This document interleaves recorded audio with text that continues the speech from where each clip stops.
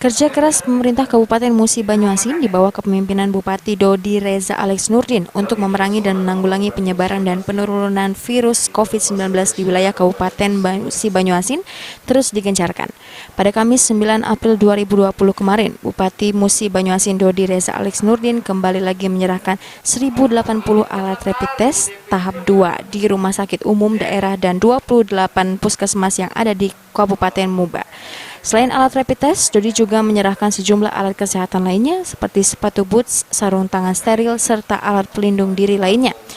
Dodi mengatakan jika penyerahan alat rapid test terhadap 2 ini merupakan salah satu upaya pemerintah Kabupaten Muba untuk menanggulangi penyebaran dan penularan virus COVID-19 di wilayah Muba dengan membeli alat rapid test dan alat kesehatan lainnya secara mandiri, sementara menunggu alat rapid test dari pemerintah pusat yang juga mungkin memerlukan waktu yang lama karena banyak daerah lain yang juga mengantri. Dan selain itu juga Pemkab Muba juga menyiapkan segala kebutuhan medis yang lain termasuk sarana dan prasarana yang disiapkan guna menanggulangi virus COVID-19 ini.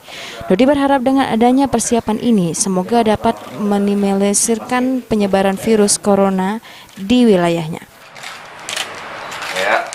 Saya menyerahkan alat rapid test dan juga APD kepada pertama Rumah Sakit Umum Daerah, ada 3 buah yang kami lengkapi berdasarkan pembiayaan mandiri dari Kabupaten Musi Banyuasin. Dan ini menjadi salah satu upaya kita untuk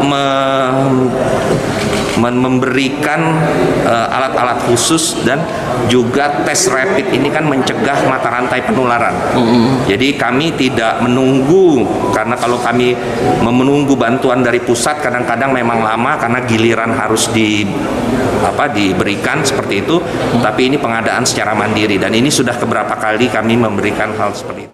Rozi Iskandar, PAL TV.